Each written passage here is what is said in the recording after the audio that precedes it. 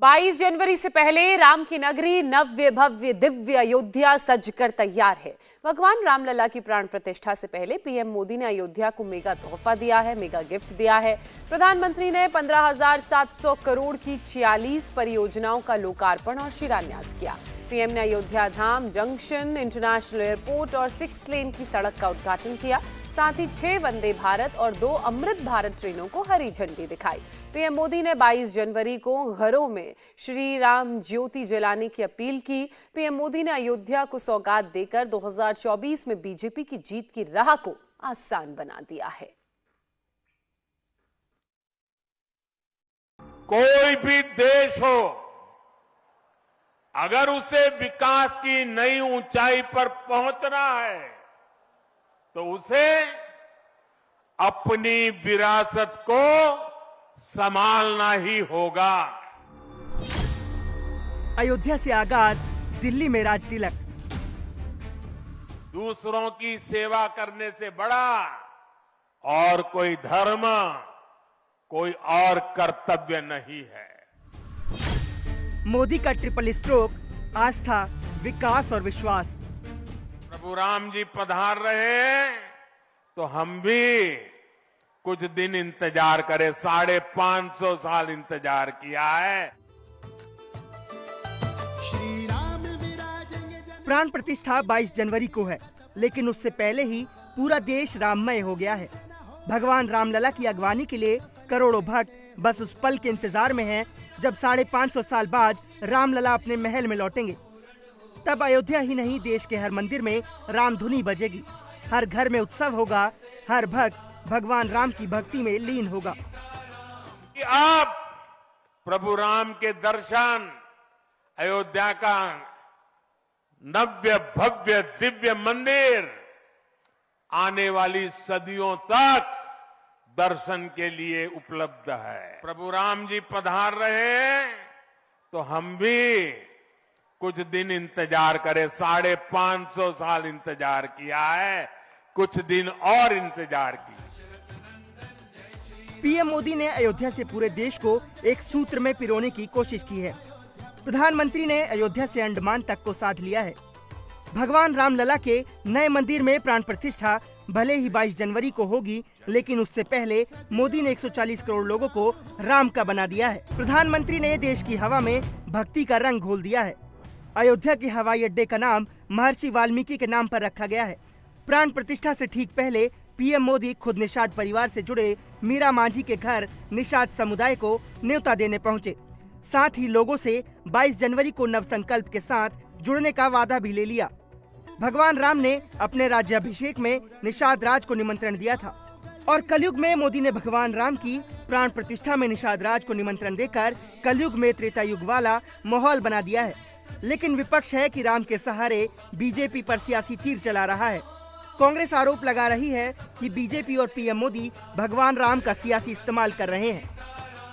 कि धीरे धीरे राम मंदिर एक सियासत बनते जा रहे हैं, एक चुनावी मुद्दा बनते जा रहे हैं। मैं धार्मिक व्यक्तियों को ये पूछना चाहते हैं कि ये क्या शोभनीय होते हैं? प्राण प्रतिष्ठा एक अलग चीज है, लेकिन मुझे लगता है, मेरा ये अपना व्यक्तिगत मत ये है कि मुझे लगता है कि राम जी को धार्मिक और धर्म की अंगन से बाहर कर सियासी अंगन में बड़ी चतुरता के साथ लिए जा रहे हैं। प्रधानमंत्री मोदी शनिवार को अयोध्या पहुंचे तो थे राम नगरी को कई सौगात देने, लेकिन उन्होंने यहां से 2024 के चुनाव का शंखनाद भी कर दिया। मोदी का मैसेज साफ है कि उनकी नजर किस पर है। 2024 में मोदी विकास और विश्वास की गारंटी के साथ, लोगों की आस्था के साथ जनता के बीच होंगे। यही वजह है कि मोदी के विरोधी उनका विरोध नहीं कर पा रहे हैं। नरेंद्र मोदी का एक एक कदम विपक्ष को 24 के सत्ता के ख्वाब से दूर करता जा रहा है। रामचरितमानस में गोस्वामी तुलसीदास जी ने कहा है, परहित सरिस धर्म नहीं भाई, पर पीड़ा सम नहीं अदमाई। अर्थात दूसरों की सेवा करने से बड़ा और कोई धर्म, कोई और कर्तव्य नहीं है। आधुनिक अमृत भारत ट्रेनें गरीब की सेवा इसी भावना से ही शुरू की गई है। रामलला की प्राण प्रतिष्ठा में निषाद राज को निमंत्रण और एयरपोर्ट का नाम महर्षि वाल्मीकि के नाम पर रखने के पीछे 2024 का बड़ा सियासी संदेश छिपा है। पीएम मोदी ने इन दोनों के जरिए देश में एक बड़े वोट बैंक को साध लिया है, क्योंकि मोदी अचानक किसी के भी घर मिलने पहुंच रहे हैं, उनके घर चाय पी रहे हैं, सीधा लोगों से बात करके सरकार के काम का रिपोर्ट कार्ड ले रहे हैं। गैस मिला, बिजली मिली, घर मिला, अनाज मिला, वाह, और पानी मिल गया, पानी भी मिलता है सर। आप हम लोग का भगवान मिल गए। नहीं, भगवान तो भगवान रामचंद्र जी है। आपको हमारे लिए भगवान है। हम लोग आपसे बहुत खुश हैं, इतना खुश हैं हम आपको इतना बयान नहीं कर सकते। हम तो उम्मीद ही नहीं किए थे कि हाँ हमारे घर भगवान। सच में बता रहे हैं। चलिए, अब तो मकान बन गया आपका। जी। तो आपकी जैसी कल्पना थी वैसा बना है। जी। अपने मन का ही बनाए हैं। अच्छा। इसका असर निषाद और वाल्मीकि समाज पर पड़ेगा, जो 2024 के चुनाव में बड़ा गेम चेंजर साबित होने वाला है। देश के 640 जिलों में से 41 जिलों में दलितों की आबादी 25 से 30% के बीच है। वहीं 29 जिले देश के ऐसे हैं जहां 30 से 40% दलित हैं, जबकि 4 जिलों में दलितों की आबादी 40 से 50% के बीच है। यानी देश के 70 से ज्यादा जिलों में दलित आबादी 25% से ज्यादा है। कोई भी देश हो, अगर उसे विकास की नई ऊंचाई पर पहुंचना है तो उसे अपनी विरासत को संभालना ही होगा। हमारी विरासत हमें प्रेरणा देती है, हमें सही मार्ग दिखाती है।